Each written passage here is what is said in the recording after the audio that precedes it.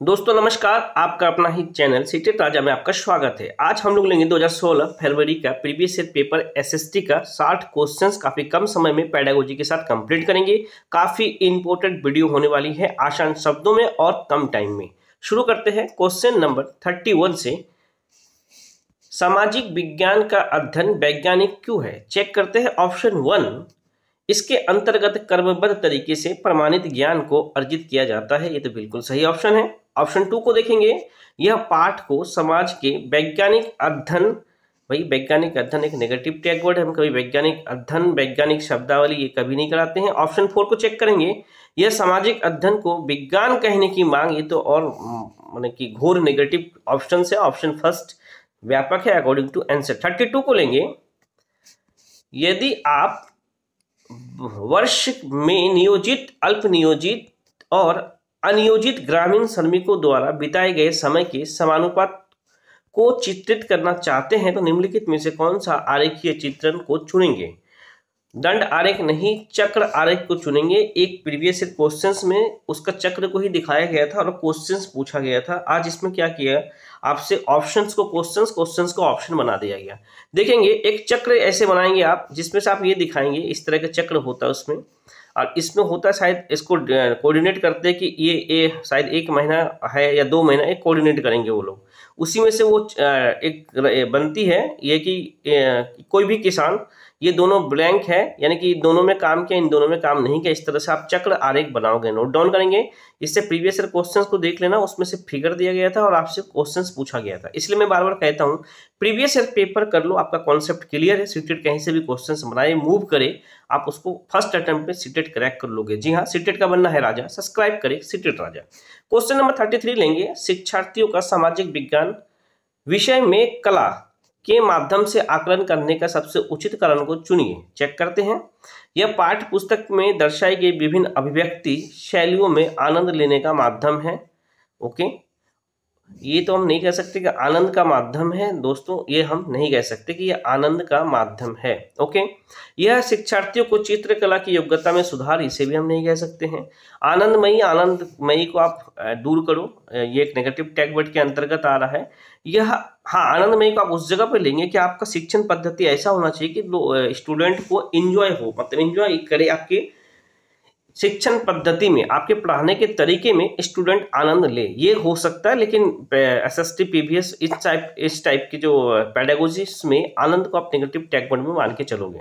अब देखो, ये अवधारणा यानी कि कॉन्सेप्ट अवधारणाओं का एक व्यक्तिगत प्रस्तुतिकरण करने का अवसर प्रदान करते हैं। 3 पॉजिटिव टैग वर्ड दे के रखा है, सबसे व्यापक आंसर है। टैग वर्ड का 2 वीडियो मिल जाएगा आपको प्लेलिस्ट में, जरूर देख लेना। 40 से 50 क्वेश्चन आप टैग वर्ड से ही कर लोगे। जी हाँ, टैग वर्ड से ही कर लेंगे। 34 लेंगे। निम्नलिखित में से भूमंडलीय तापमान पर हुई परियोजना में से कौन सा द्वितीयक स्रोत है, माना सेकंड। चेक करते हैं सेकंड द्वितीय स्रोत कौन सा होगा। भूमंडलीय तापन पर चित्रों का कॉलेज बनाना नहीं, ये द्वितीय स्रोत नहीं है, नोट डाउन करेंगे।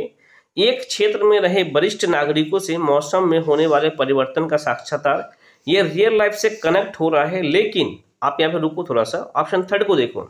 मौसम वैज्ञानिक के कार्यालय के द्वारा एकत्रित मौसम के अविश्लेषित आंकड़ों पर आधारित आरेख का निरूपण, ये एक भूगोल के बारे में एक प्रामाणिक लेख को आप सबसे ज़्यादा व्यापक मानोगे कि ये प्रामाणिक लेख है, मौसम विभाग से आपको मिला है, उसके ऊपर आप परियोजना प्रोजेक्ट दे रहे हो, ये सबसे व्यापक होगा। और रियल लाइफ से बच्चा यहाँ पे कनेक्ट तो हो रहा था, लेकिन बात भूगोल की थी, तो ये वरिष्ठ नागरिक उसे क्या कहेगा। इससे अगर ये दूसरी सब्जेक्ट की बात होती तो ऑप्शन 2 काफ़ी व्यापक होता। नोट डाउन करेंगे क्योंकि रियल लाइफ से कनेक्ट हो रही थी, लेकिन यहाँ पे भूगोल की बात हो रही है, भूमंडलीय तापन की बात हो रही, तो इसमें हम प्रामाणिक साक्ष्य को ही ले सकते हैं। और ऐसे भी कार्यालय के द्वारा जो एकत्रित जो आंकड़ा है वह द्वितीय स्रोत है, नोट डाउन करेंगे, द्वितीय स्रोत है, नोट डाउन करेंगे। क्वेश्चन नंबर 35 लेंगे। एक शिक्षक शिक्षार्थी को कुछ मानदंड देता है, क्या दे रहा है भाई देखते हैं, और कहते हैं उन पर आधारित अपनी परियोजना का अवलोकन करें। निम्नलिखित में से कौन सा आकलन के लिए तरीके का प्रयोग शिक्षक द्वारा किया जा रहा है। सिंपल सा भाई, शिक्षक ने कुछ चीज़ों को स्टूडेंट को दिया और कहा प्रोजेक्ट से तुम मिला लो, तो ये रचनात्मक आकलन नहीं है। रचनात्मक आकलन हम क्लास में ही करते हैं। समकक्षी आकलन भी नहीं है, क्योंकि ग्रुप वाले समकक्षी यह भी नहीं है। स्व आकलन है, इसे आत्म आकलन भी कहते हैं, नोट डाउन करेंगे। इसे आत्म मूल्यांकन भी कहते हैं। सीटेड वर्ड को चेंज करता है। आप 10 साल नहीं, अभी तक का जितने सीटेड में क्वेश्चंस आ चुके हैं देख लेना, सारा का सारा क्वेश्चन सेम है, बस शब्दों का हेरफेर होता है। मैं बार बार कह रहा हूँ, प्रीवियस ईयर पेपर आप कर लो अभी तक का, और आगे जाके आप क्वेश्चन 100 साल नहीं 120 साल तक सीटेड दो क्वेश्चन वो बनाएंगे कहाँ से, आप ये बताओ उनके पास कहाँ से वो बनाएंगे। अब ये भूगोल को भी बनाएंगे तो भूगोल का लेयर को तो वो चेंज नहीं कर सकते ना, सिंपल सा। इतिहास को भी बनाएंगे तो इतिहास के काल को तो वो चेंज नहीं कर सकते ना। तो यानी कि अभी तक जो उन्होंने पूछा सवाल, उन्हीं से सवाल बनने वाले। 110% सिर्फ शब्दों का फेर होगा, नोट डाउन करेंगे।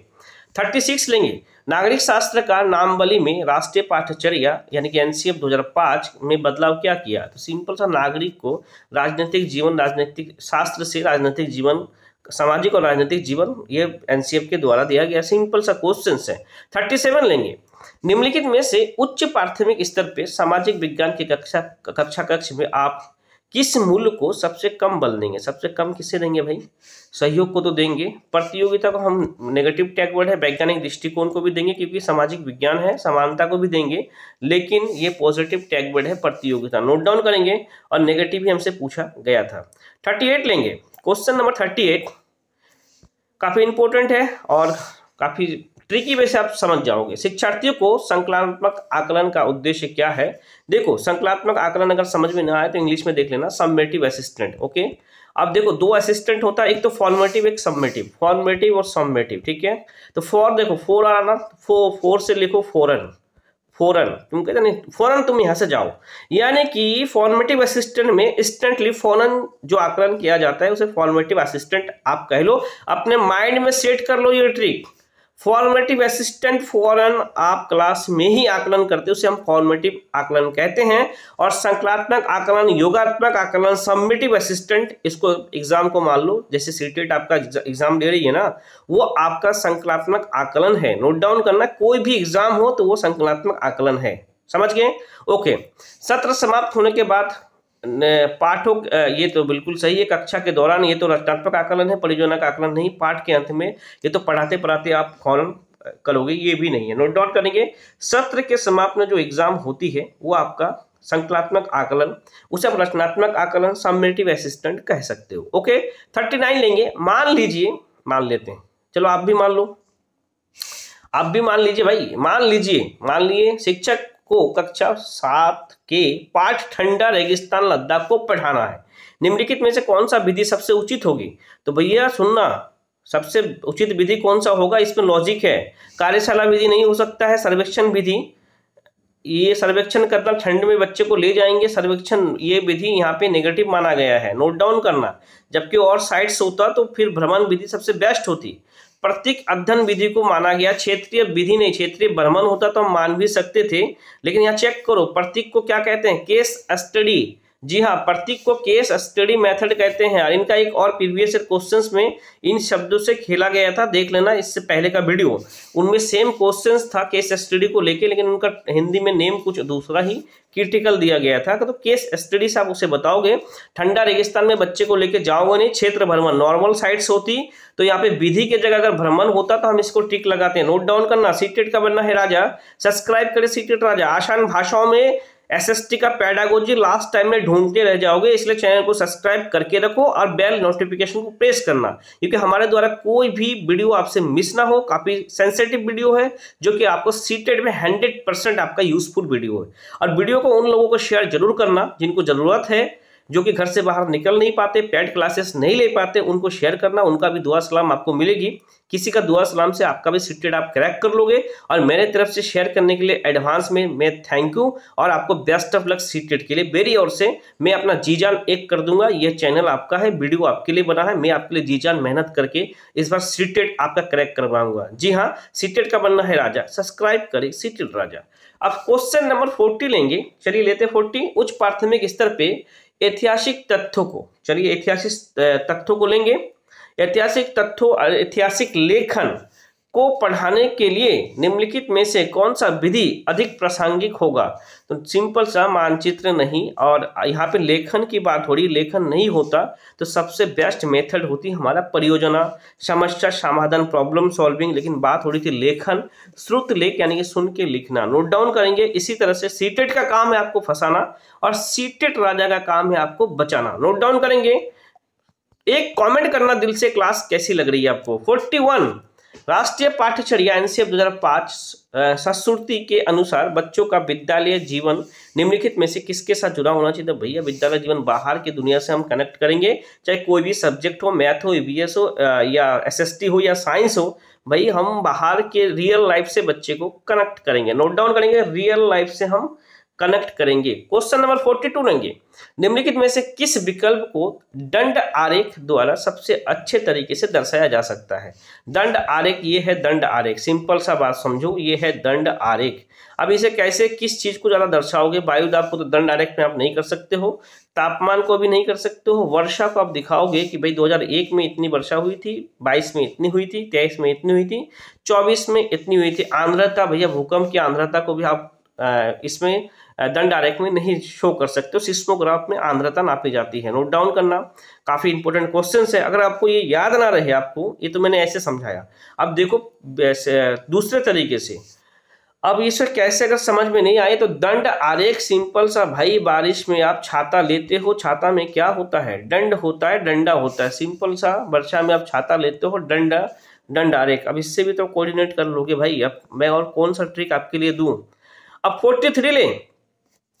43 लोकतांत्रिक संस्थाओं की समझ को विकसित करने के लिए निम्नलिखित में से सबसे उचित पाठ्यक्रम संबंधी उपागम को चुनेंगे। वास्तविक स्थितियों के साथ आदर्श स्थिति के उदाहरण प्रस्तुत करना। अब आगे पढ़ने की भी जरूरत लग रही है क्या? देखो यहाँ पे वास्तविक स्थिति तो है, लेकिन कठोर देखिए इसका सत्यानाश कर दिया गया है, तो इसे आप इसे नहीं लोगे। आदर्श स्थितियों को दर्शाना, हम दर्शाएंगे कोई भी चीज नहीं, मुख्य रूप से और बल मुख्य रूप से एकमात्र, ये सब नेगेटिव टैग वर्ड लिमिटेड करता चीजों को, समझ गए होंगे। क्वेश्चन नंबर 44 लेंगे, काफी इंपॉर्टेंट क्वेश्चन है, इससे 2 क्वेश्चन बनेंगे। देखो, गणितज्ञ तथा खगोल शास्त्री कौन थे? एक तो आर्यभट्ट थे, ओके। खगोल गणितज्ञ और खगोल शास्त्री कौन थे? आर्यभट्ट थे। एक तो ये क्वेश्चन हो गया। और आर्यभट्ट के द्वारा लिखा गया पुस्तक क्या था? आर्यभट्टम था। अब आर्यभट्टम किस भाषा में लिखा गया? तो भाई संस्कृत में लिखा गया। देखो 3-4 क्वेश्चन बन गया। गणितज्ञ और खगोल शास्त्री कौन थे? आर्यभट्ट थे। आर्यभट्ट ने आर्यभट्टनियम पुस्तक संस्कृत की भाषा में लिखा। नोट डाउन करेंगे। अब देखो 45 गौतम बुद्ध से क्वेश्चन आ गए। निम्नलिखित में से स्तूपों में से किस एक को उस स्थान के रूप में चिन्हित किया गया है जहां बुद्ध ने पहली बार उपदेश दिया था? तो बुद्ध ने सबसे पहली बार सारनाथ में उपदेश दिया था, बोध गया में उनको ज्ञान की प्राप्ति हुई थी, और कुशीनगर में उनका अंतिम यानी कि मृत्यु हुई थी। नोट डाउन करेंगे। और बौद्ध और जैन धर्म वाले जो रहते थे उससे हम बिहार कहते हैं। बिहार इन द सेंस वो लकड़ी के मकान में होते थे। बिहार किसके मकान में? लकड़ी के मकान में। यहाँ से एक क्वेश्चन और बनेगा कि गुरु के समीप बैठना, विनय पिटक किससे रिलेटेड है? विनय पिटक गौतम बुद्ध से है। और उपनिषद किसे कहते हैं? गुरु के पास ज्ञान लेना को उपनिषद कहते हैं। अब सीटेट कितना क्वेश्चन बना लेगा भाई आपसे, और आप क्यों नहीं उसका जवाब दे पाओगे? सिंपल सा। अब देखो 46 लेंगे। 46 संगम कविताओं में किन 3 राजवंशों को मूवेंदार कहा गया है? एक तो संगम कविता ये साउथ से, तमिल से लिया गया था, और ये चोर चेर पांड्य से मूवेंदारों को लिया गया था। नोट डाउन करेंगे। चोल चेर पांड्य मूवेंदार उसे कहते थे, और संगम कविता साउथ की थी। नोट डाउन करेंगे, साउथ की थी। अब काफी इंपॉर्टेंट क्वेश्चन है, काफी इंपॉर्टेंट है। रामपुरवा में मिला उत्कृष्ट पॉलिश वाले पत्थर पे बना सांड। एक तो देखो रामपुरवा में क्या मिला था? पॉलिश वाले पत्थर और सांड मिले थे, और उसे कहाँ रखा गया था? राष्ट्रपति भवन में रखा गया था। अब ये किसके शासनकाल में था? तो भैया ये मौर्य के शासनकाल में था। 3-4 क्वेश्चन तो क्वेश्चन से ही आपका बन गया। पूछे सांड कहाँ से मिला था पॉलिश वाले पत्थर में? तो रामपुरवा में सांड मिले थे। अब उसे रखा कहाँ गया था? राष्ट्रपति भवन में। और किसके काल में इसे बनाया गया था? मौर्य काल में बनाया गया था। ओके, क्वेश्चन नंबर 48 लेंगे।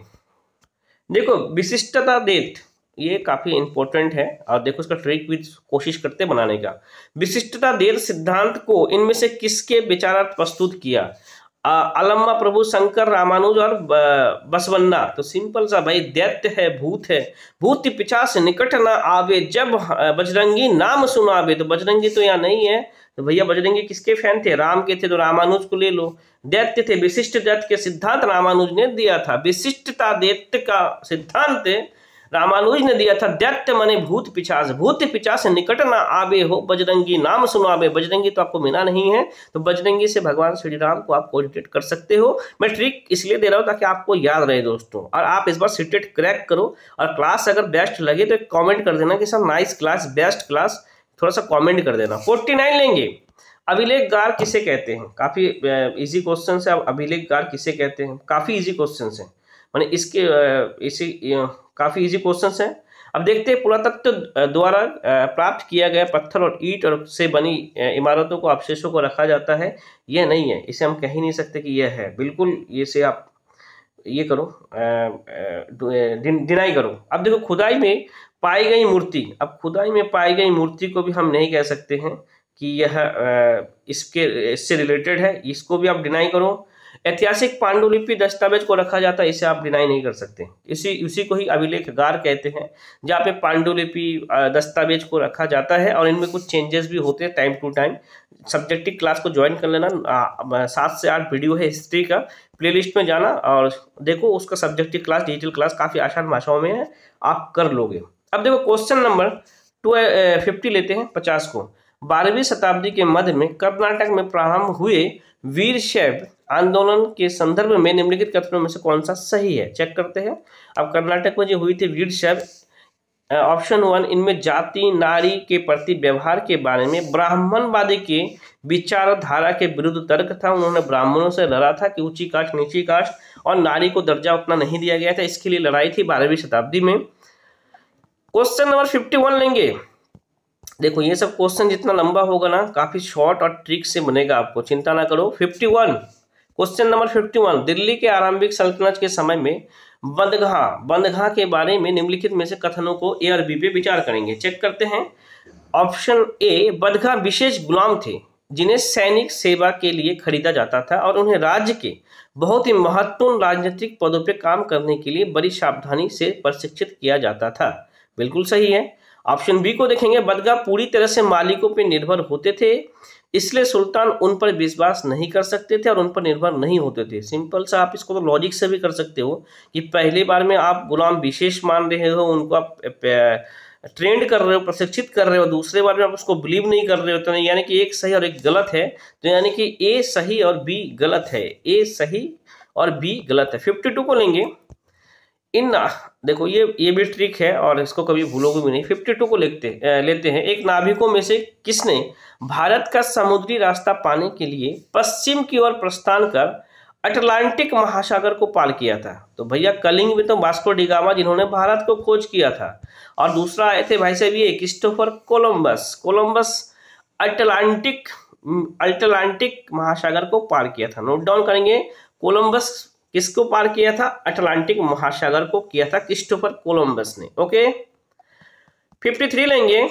निम्नलिखित में से राजवंशों में से किसने अपने अभिलेखों को मलयालम में अभिलेख को मलयालम भाषा में लिखा था? तो अब मलयालम में अभिलेख भाषा चोल वाले ने लिखे थे। किसने लिखे थे? चोल ने लिखा था। नोट डाउन, चेर ने मलयालम भाषा चेर ने लिखा था मलयालम में अपने अभिलेख में। चेर वाले ने अपना, जिसे आप चेरा भी कह सकते हो। 54 लेंगे। काफी इंटरेस्टिंग क्वेश्चंस है और काफी इंपॉर्टेंट क्वेश्चंस हैं। 1906 में हुए सोग्राम संगमा के विरोध का कारण क्या था?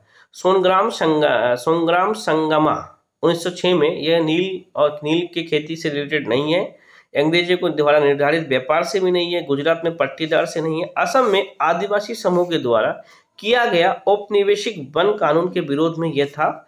ये सोग्राम संगमा, नोट डाउन करेंगे, संगमा। 55 लेंगे। ब्रिटिश सरकार ने 1927 में अपनी अगुवाई में साइमन कमीशन भेजा, जिसका विरोध किया गया था। क्यों साइमन कमीशन में तो भेजा आपने, विरोध इसलिए था इसमें, सिंपल सा इस आयोग में कोई भारतीय प्रतिनिधित्व नहीं थे, भारत के कोई थे ही नहीं, इसलिए इसका विरोध हुआ था। सिंपल सा क्वेश्चन है, इतना ऑप्शन पढ़ने की भी आपको जरूरत नहीं है। अब देखो इसको ट्रिक के साथ भी कर सकते हो। अब इसमें एक ट्रिक दे दूंगा मैं आपको, दोनों को मिलाना है। ओके, देखो कैसे। सिंपल सा अगर इस टाइप का क्वेश्चन आए आपसे तो एक चीज तो माइंड सेट कर लेना कि फर्स्ट ऑप्शन और लास्ट ऑप्शन सेम रहेगा। सिंपल सा, दिमाग लगाओ मत, क्योंकि सीटेड वाले भी बहुत बुद्धिमान हो गए हैं। तो फर्स्ट ऑप्शन और लास्ट ऑप्शन, अभी तो ई बनाना भी उन्होंने चालू कर दिया, यानी कि ये ई भी सेम होगा। नोट डाउन करेंगे, ए और डी, अभी 4 ऑप्शन है, फर्स्ट वाले और लास्ट वाले तो बराबर होगा, इसलिए दिमाग ये लगाना कि बीच वाले में से पहले ढूंढो ताकि टाइम बचेगा। अब देखो बीच वाले में तो मुझे ये दिख रहा, रामकृष्ण मिशन को स्वामी विवेकानंद ने ये किया था। मुझे बाकी चीजों में प्रैक्टिकल बता रहा हूँ, अब एक एग्जांपल दे रहा हूँ आपको, प्रैक्टिकल नहीं बता रहा हूँ, मुझे पता तो सभी है। रामकृष्ण मिशन को स्वामी विवेकानंद ने बनाया था, मुझे बस इतना ही पता था। अब इससे देख लो, सी में 1 सिर्फ यहाँ पे है, बाकी आपका क्वेश्चन सही हो गया। ओके, टाइम बच गया। और ऐसे भी देखो, ए का 4 यानी कि ब्राह्मण समाज को केशव चंद्र सेन ने किया था। युवा बंगाल आंदोलन ये किसने किया था? ये हेनरी लुइस विवियन डैनियंजलो ने किया था। अलीगढ़ आंदोलन तो भैया अहमद खां से रिलेटेड थे। सिंपल सा क्वेश्चन, और ऐसे करके आप करके आ जाओगे। सीटेट का बनना है राजा, सब्सक्राइब करना ना भूले। सीटेट राजा, काफी आसान भाषाओं में कम समय में वीडियो आपके लिए है। 57 लेंगे, वयोवृद्ध गांधीवादी नेता पोट्टी श्रीराम मुल्लू निम्नलिखित राज्यों में से किसके बनाने के लिए सन 1952 में भूख हड़ताल पे बैठे थे? तो भैया भूख हड़ताल में बैठे थे तो ये तो आंध्र प्रदेश है। अब अगर इसे ट्रिक बनाना चाहो तो ट्रिक ऐसे भी बना सकते हो, गांधीवादी, यानी कि गांधी जी का 3 सिद्धांत था। पहला सिद्धांत क्या था? एक तो पूरा मत देखो, देखने पे था। दूसरा था बुरा मत बोलो, यानी कि इस पे था, यानी कि भूखा। बुरा मत बोलो और बुरा मत सुनो। तब सिंपल सा ये बुरा मत देखो, अगर गांधी जी का आंख को आप इसको बंद करोगे, आंख को तो अंधा हो जाओगे। तो आंध्र प्रदेश, इस तरह से भी आप ट्रिक को कोऑर्डिनेट करो, आप जीवन में कभी नहीं भूलोगे। जी हाँ, कभी जीवन में नहीं भूलोगे। 58 लेंगे, क्वेश्चन नंबर 58, बहादत ए दिन। चलते बहादत ए दिन में, भाई बहादत दिन क्या कहे हैं भाई? ये दिन अर्थात सभी धर्मों की बुनियादी एकता, बहादत ये दिन अर्थात सभी धर्मों की बुनियादी एकता की हिमायती इनमें से कौन थे? तो भैया इनमें से कौन थे? मौलाना आजाद थे, बिल्कुल सही, मौलाना आजाद थे। बहादत दिन, अब इसको ट्रिक बनाना है तो ट्रिक ऐसे बना दो, बहादत दिन। अब भैया किसी का दिन अच्छा होगा तो भैया वो आज़ादी से जिएगा तो मौलाना आजाद। किसी का दिन अच्छा होगा, बुनियादी एकता सब मिलके रहेंगे तो भैया आज़ादी होगा, स्वतंत्रता होगा, तो मौलाना आजाद को रिलेट करना। सिंपल सा, अब जान रहे हो तो कोई दिक्कत ही नहीं है। इस पर भी एक ट्रिक धमाकेदार दे दूंगा मैं आपको अभी। भारत के लगभग मध्य भाग से होकर गुजरने वाला प्रमुख अक्षांश क्या है? कर्क रेखा भारत के 8 राज्यों से होकर गुजरती है। उसका नाम अगर याद ना हो तो सिंपल सा मित्र पे गमछा झार, इस तरह का एक है, गमछा झार, इसको आप पढ़ लो। मित्र से मिजोरम, झार से झारखंड, आप उसको पढ़ लेना। मित्र पे गमछा, छाव से छत्तीसगढ़, इस तरह से 8 स्टेट आपको मिल जाएंगे। अब क्वेश्चन नंबर 60 लेंगे।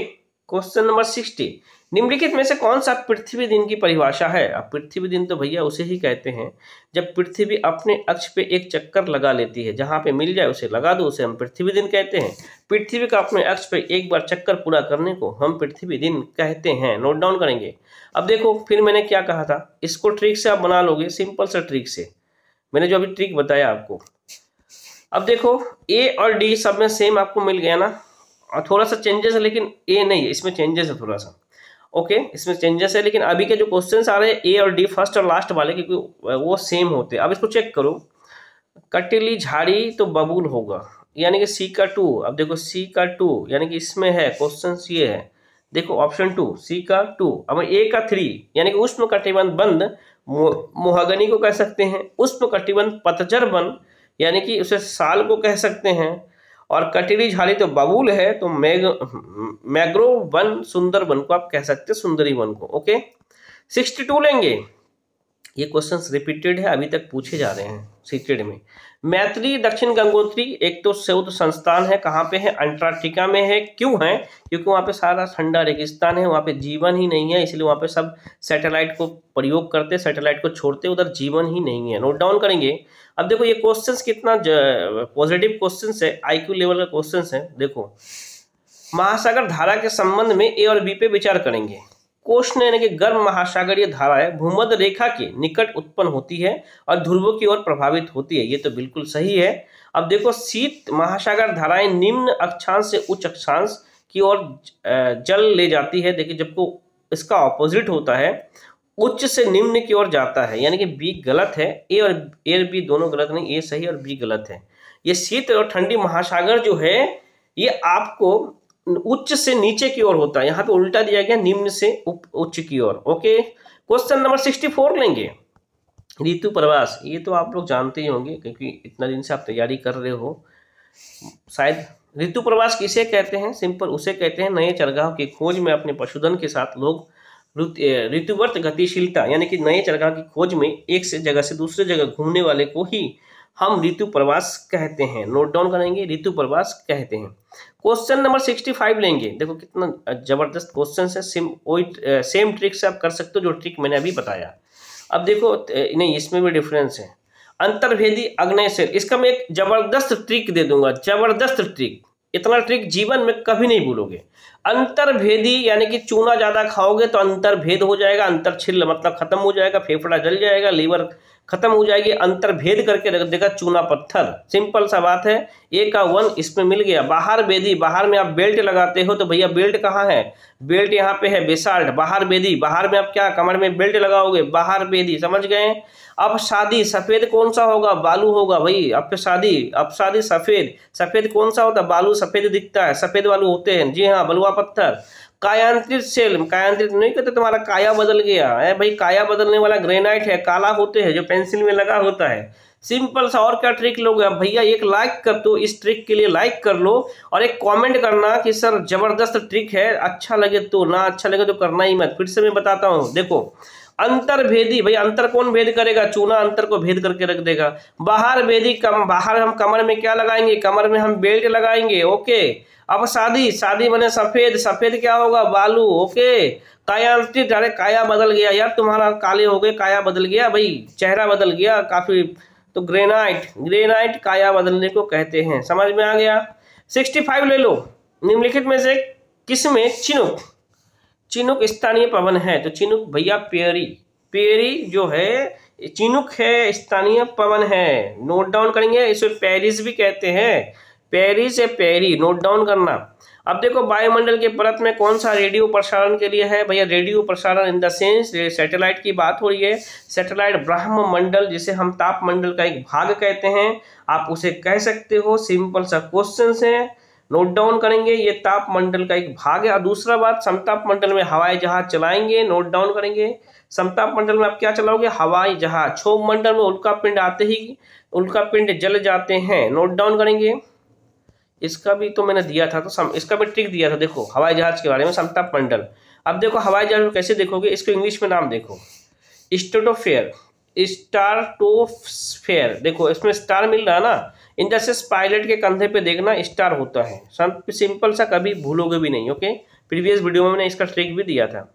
अब इसमें कंफ्यूज मत करना मेरे भाई। 68 सुनहरी जड़ी किसे कहते हैं? अब सिल्क में 90% है, 99% इसी में जाके फंस के आते हैं, क्योंकि भाई सिल्क है, काफी कीमती है। ऐसा बिल्कुल कभी मत करना। सुनहरी जड़ी कहते हैं जूट को। किसे कहते हैं? जूट को कहते हैं सुनहरी जड़ी। नोट डाउन करेंगे। क्वेश्चन नंबर 69 को लेंगे।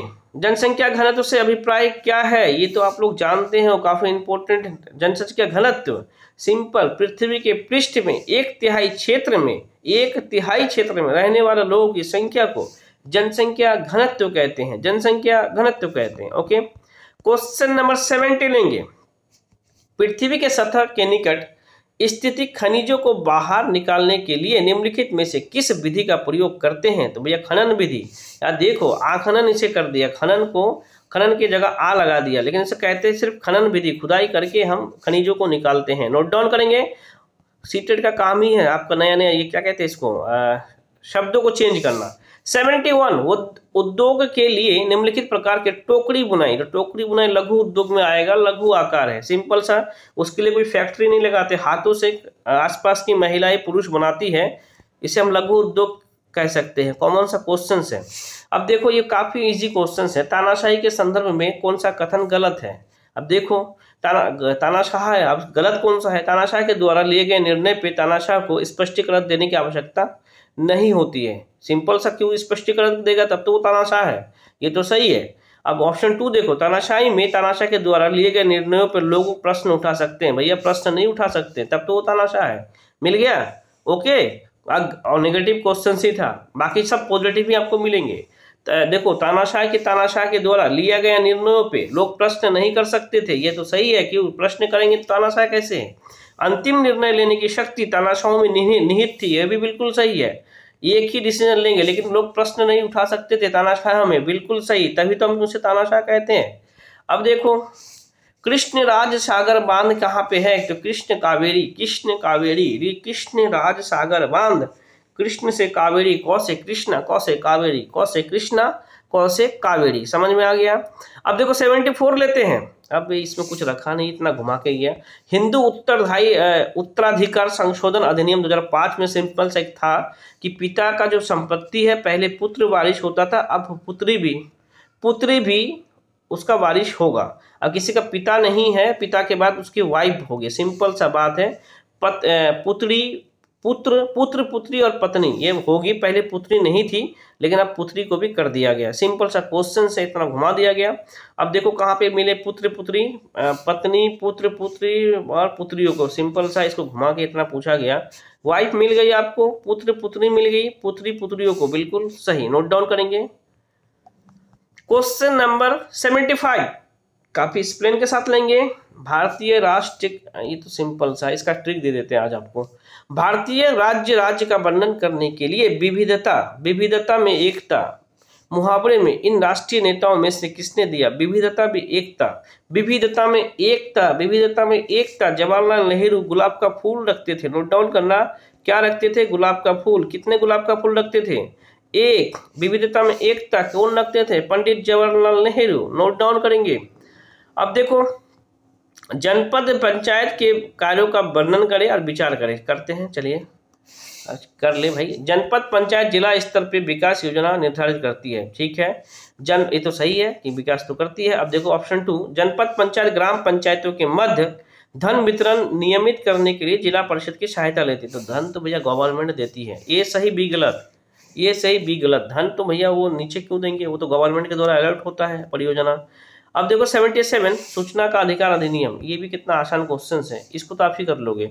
वो आरटीआई एक्ट के बारे में पूछा गया। अब देखो सूचना का अधिकार अधिनियम के माध्यम से कोई भी नागरिक केवल केंद्रीय सरकार के विभागों की कार्यप्रणाली के संदर्भ में सूचना प्राप्त कर सकता है, लेकिन केंद्र नहीं भाई, ऐसे भी केवल एक नेगेटिव है, किसी के बारे में भी आरटीआई कर सकता है और इन्फॉर्मेशन कलेक्ट कर सकता है। ऑप्शन बी देखेंगे, सूचना का अधिकार अधिनियम के अंतर्गत सूचना प्राप्त करने के लिए नागरिक को किसी स्तर के किसी न्यायालय में पहले याचिका दाखिल करनी। अरे भैया पहले हम कोर्ट में याचिका दाखिल करते, ये दोनों गलत है भाई। याचिका दायर नहीं करते, सीधा 10 रुपये का आईपीओ लगाते हैं और उनसे पूछते हैं कि आपके द्वारा फंड गया कहाँ तक, कहाँ का आपने लगाया था, और उनकी मजबूरी है कि आपको जवाब देंगे। अगर सही समय पर जवाब नहीं दिया तो उन पर कार्रवाई होने की काफ़ी संभावना है। नोट डाउन करेंगे। अब देखेंगे सुल्ताना का स्वप्न नामक यानी कि ड्रीम बुक कहानी किसने लिखा था? सुल्ताना का स्वप्न नामक ड्रीम बुक कहानी रुकैया सखावत हुसैन। अब देखो यहाँ से ट्रिक ले लो, अगर नाम ट्रिक बना दो। कोई भी आदमी स्वप्न देखे या ड्रीम, दो ही पूछते ड्रीम यार स्वप्न देखे, तो भैया रुको जरा, थोड़ा सपना उसको डिस्टर्ब मत करो, उसको डिस्टर्ब मत करो, यानी कि कोई सो रहा है तो उसे डिस्टर्ब मत करो, यानी कि रुको रुकैया सखावत हुसैन। अब मैं ट्रिक कहाँ से बना के दूं आपको? अब देखो इसका भी मैं ट्रिक कल दिया था, गुलामगिरी, कल तो कुछ और था। गुलामगिरी नामक पुस्तक किसने लिखा था? तो सिंपल सा भाई, जब गुलामगिरी नहीं रहेगी तो समाज में फूल खिलेंगे, ज्योतिराव फुले। और सत्य समाज भी कल इनसे ही रिलेटेड था, सत्य समाज। सिंपल सा, समाज में अगर सत्य होगा तो खुशी के फूल खिलेंगे, तो ज्योतिराव फुले। गुलामगिरी अगर आपके आसपास दिखा नहीं तो भाई फूल खिलेंगे, खुशी के फूल खिलेंगे, ज्योतिराव फुले। ओके, सत्य समाज और गुलामगिरी इनसे रिलेटेड है।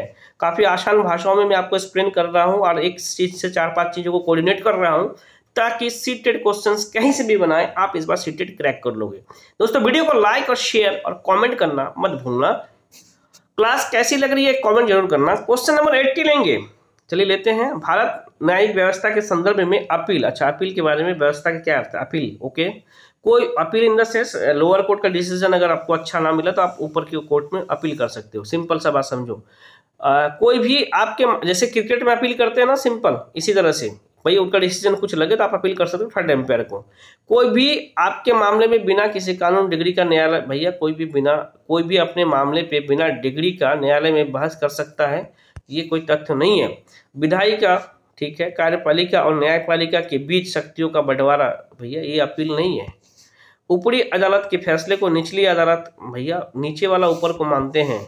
किसी व्यक्ति को अगर ऐसा लगता है कि निचली अदालत के द्वारा दिया गया फैसला सही नहीं है तो वह ऊपर के अदालत यानी कि सुप्रीम कोर्ट जा सकता है। हाई कोर्ट का डिसीजन अगर उसे अच्छा नहीं लग रहा है तो उनके मुताबिक, सिंपल सा याद रखने के लिए, अगर एम्पायर के डिसीजन से आप संतुष्ट नहीं हो तो थर्ड एम्पायर को आप अपील करते हो।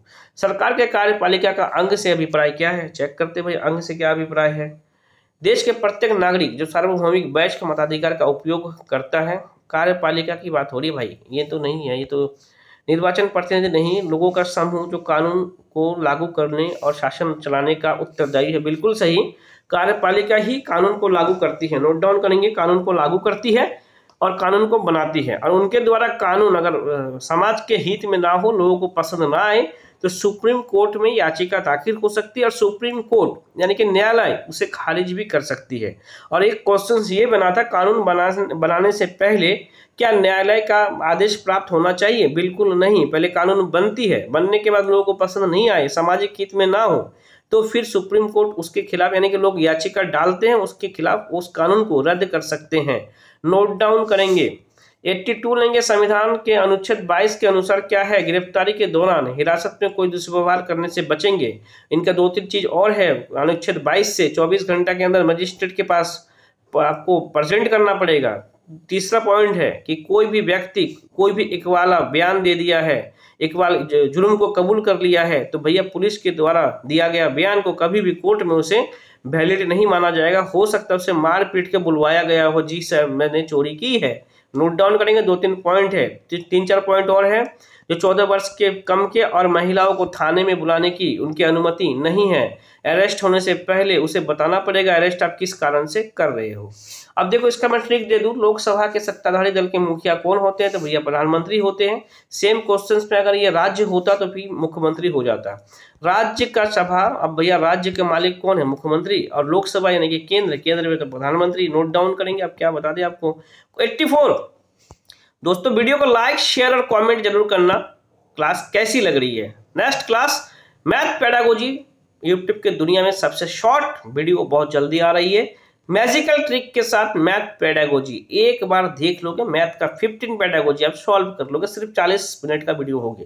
क्योंकि मुझे शॉर्ट वीडियो बनाने का काफी मंशा है कि विद्यार्थियों को ज्यादा लंबा मुझे इरिटेट करने का कोई मंशा नहीं है, इसलिए शॉर्ट टाइम पे सीधी बात, नो बकवास। 84 उच्च प्राथमिक स्तर पे सामाजिक विज्ञान के स्वरूप पे ABC पे चिंतन करते। ठीक है, ये अपने वातावरण में लोगों का अध्ययन है, ये तो सही कह सकते हैं। ये लोगों को संबंधों और उनकी अंत निर्भरता का अध्ययन है, ये भी कह सकते हैं। ये अतीत और वर्तमान के साथ संबंधों का अध्ययन है, तीनों कह सकते हैं भाई। इतना लंबा क्वेश्चंस बना के भाई तीनों का तीनों सही है। 85 लेंगे। उच्च प्राथमिक स्तर पे क्या है भाई, सामाजिक राजनीतिक जीवन के पाठ्य पुस्तक में निम्नलिखित विषयों में से किसके संबंधित विषय वस्तु सम्मिलित है, तो भैया किसके हैं, अर्थशास्त्र के हैं। जी हाँ, अर्थशास्त्र के हैं। ये तो कॉमन सा क्वेश्चंस रिपीटेड है, बस शब्दों का खेल है। इसलिए मैं कहता हूँ प्रीवियस ईयर पेपर देखना, और अभी रिसेंटली जो CBT हुई ना उसका क्वेश्चंस भी देखना, प्रीवियस ईयर से मैच कर लेना। 110% क्वेश्चंस वही से, बस शब्दों से खेलेंगे आपके। 86 लेंगे। क्वेश्चन नंबर 86 चेक करते हैं। 86 अब 86 में क्या है, आप ऐतिहासिक कल्पना पर प्रश्न क्यों पूछेंगे, बिल्कुल क्यों पूछेंगे, देखते हैं। सबसे उचित विकल्प को चूज करें ऐतिहासिक कल्पना पे। यह तिथि घटनाओं को याद, अब तो भैया ये तो नेगेटिव है। ऑप्शन 2 यह दर्शाता कि इतिहासकार इतिहास में अपनी कल्पना के साथ कैसे अंतरों को पूरा करते। इतिहासकार से हमें क्या मतलब है, यह वर्तमान और अतीत के साथ तुलना करने में प्रोत्साहित करता, बिल्कुल सही, प्रोत्साहित भी एक पॉजिटिव टैग वर्ड है। 87 लेंगे, सामाजिक विज्ञान के शिक्षण में आप क्या कर रहे हैं भाई, वृत्तांतों का प्रयोग क्यों करेंगे। तो सामाजिक विज्ञान के शिक्षण के लिए आप वृत्तांतों का प्रयोग क्यों करेंगे। दिए गए विकल्पों में से सबसे उचित कारण देखते हैं। पाठ्यक्रम की पूर्णता को सुनिश्चित करने के लिए, बिल्कुल नहीं, पाठ्यक्रम एक नेगेटिव टैग वर्ड है। शिक्षार्थियों को संवेदनशील बना सके जिससे कि वह उचित आदर्श का पता कर सके, ये तो हम मान सकते, लेकिन संवेदनशील नहीं बनाते, तब भी देखेंगे। क्वेश्चन नंबर 2, कक्षा में मनोरंजन एवं सजीव बना सके, बिल्कुल नहीं। अवधारणा यानी कि कॉन्सेप्ट को सजीव वास्तविकता के साथ जोड़ सके, रियल लाइफ से कनेक्ट, सबसे व्यापक है। सेंसिटिव हम क्यों बनाएंगे, संवेदनशील, बिल्कुल नहीं। अवधारणाओं को सजीव वास्तविकता के साथ जोड़ सके, नोट डाउन करेंगे। लास्ट 3 क्वेश्चन दोस्तों, वीडियो को लाइक शेयर और कमेंट करना मत भूलना, दिल से कमेंट करना क्लास कैसी लग रही है, और उन लोगों तक वीडियो शेयर करना और चैनल को सब्सक्राइब करना और बेल आइकन को प्रेस करना भूलना मत। कोई भी इंपॉर्टेंट वीडियो, क्योंकि लास्ट टाइम पे एसएसटी का पेडागोजी यूट्यूब में नहीं मिलेगा, मैं गारंटी के साथ कह सकता हूँ। एसएसटी का पेडागोजी को हल्का भी मत समझना, इसलिए बेल आइकन प्रेस करना, और क्योंकि आपके द्वारा, मेरे द्वारा कोई भी नोटिफिकेशन आप तक जल्दी पहुंचे। जी हाँ, क्वेश्चन नंबर 88 लेंगे। राष्ट्रीय आधार 2006 के अनुसार सामाजिक विज्ञान शिक्षण अपनी लोकप्रियता खो रहा है, क्यों खो रहा देखते हैं। यह मानवीय मूल्यों में अंतर विरोध की कई स्थितियों को प्रस्तुत करता है, इसके लिए नहीं भाई, ये तो सही है, ये पॉजिटिव है। अब क्यों खो रहा लोकप्रियता, ये भी देखेंगे ना। ये अत्यधिक वैज्ञानिक दृष्टिकोण पे बल देता है, नहीं, ये भी सही है भाई, देता है, लेकिन इसके वजह से लोकप्रियता नहीं खो रहा है, ऐसा नहीं है। यह एक अनुपयोगी विषय के रूप में जाना जाता है, बिल्कुल सही। अब बताओ, मुगल काल में, ये काल में इसने ये किया, उसने ये किया, चीजें ये क्या, लोग ये सोचते हैं कि भैया इसका यूज कहाँ पे है, पास्ट में जो घटित हो गया उसका यूज कहाँ पे है। साइंस का तो हम यूज कर पाते हैं, सिविक्स का कर पाते हैं, तो भैया कुछ चीजें ऐसा हिस्ट्री वगैरह है, उनका यूज कहाँ कर पाते हैं, सिंपल से, इसलिए वो लोकप्रियता खो रहे हैं। 89, निम्नलिखित में से कौन सा विकल्प विद्यालय आधारित आकलन का अनुपयुक्त वर्णन है। अनुपयुक्त in the sense questions negative में है, टैग वर्ड से भी कर सकते हो, केवल आ गया नेगेटिव नेगेटिव भाई भाई। या बाकी क्वेश्चंस को आप रीड करो, क्वेश्चंस क्या कहती है। ये केवल सहगामी पक्षों को सम्मिलित करता है, तो भैया आकलन कभी सहगामी नहीं, शैक्षिक और सहशैक्षिक सब टोटल व्यापक होना चाहिए। तो आप सिंपल सा सहगामी पक्ष को आप लिमिटेड कर दिए, तो ये नेगेटिव हो गया। ये शैक्षिक पक्षों को सम्मिलित करता है, बिल्कुल सही, सम्मिलित की बात हो रही है। यह गैर शैक्षिक पक्षों को भी सम्मिलित करता है, बिल्कुल सही। यह सभी पक्षों को सम्मिलित करता है, यह भी सही है, लेकिन सहगामी, केवल सहगामी नहीं कह सकते, नोट डाउन करेंगे। लास्ट क्वेश्चन दोस्तों, वीडियो को लाइक शेयर और कमेंट करना, और किसी का दुआ लेना, किसी को शेयर करोगे तो उससे आपको दुआ मिलेगी, क्योंकि आपने उसके लिए एक हेल्पफुल काम किया है। किसी का दुआ सलाम से आपका भी सीटेट क्रैक होगा, और ये आपके जीवन में किसी का भला करना सबसे बड़ा काम होगा। चैनल को लाइक जरूर करना, लास्ट क्वेश्चन है, एक कॉमेंट करना, और आज मैं आपके लिए जी जान लगा दूंगा। चैनल आपका है, वीडियो आपका है, और एक क्लास आपके लिए ही बना है। क्वेश्चन नंबर 90 लेंगे। एक शिक्षक सामाजिक विज्ञान के विषय में संपादित करने के लिए भूमिका पर निम्नलिखित ए और बी कथनों पर विचार कीजिए, सही उत्तर का चयन करेंगे। चलिए यहाँ तक तो ठीक है।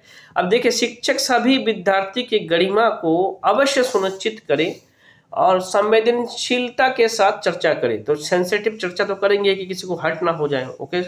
शिक्षक लड़कों के साथ तथा लड़कियों के साथ भैया लिंग रूढ़िवादिता जीवन में नहीं करेंगे, लड़का लड़की नहीं करेंगे, यानी कि केवल ए ऑप्शन आपका 100% सही। दोस्तों, चैनल पे आपको प्रीवियस ईयर का paper, detail class content, short marathon video, तीनों को कंबाइंडली कर लो। इस बार का सीटेट स्मूथली टीके भी मैजिकल तरीके से फर्स्ट अटेम्प्ट पे आप क्रैक करोगे। जुड़े रहने के लिए धन्यवाद। जय हिंद, जय भारत।